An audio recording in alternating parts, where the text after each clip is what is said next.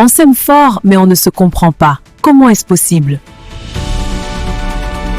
Bienvenue sur notre plateau, je suis Léa et aujourd'hui on aborde un sujet que chaque couple a déjà vécu, la communication. Avec nous ce soir, Julien. Aujourd'hui on parle communication dans le couple. Bonjour. On peut partager le même toit, le même lit et pourtant parler deux langues différentes. Avec nous ce soir, on parle communication dans le couple avec notre expert Julien. Chérie, il faut qu'on parle. Alors, directement, est-ce vrai que les hommes et les femmes communiquent fondamentalement différemment?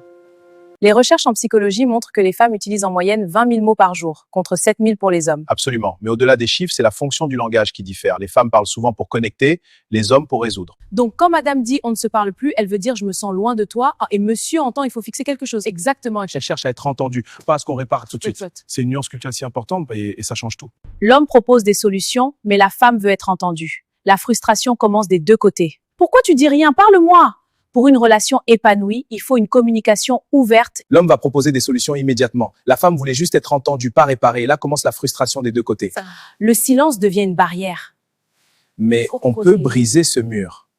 Le silence masculin, c'est un vrai problème dans les couples africains, surtout, non? Notre culture valorise l'homme discret, fort. Pourquoi tu ne me parles pas? Tosini ni moninga.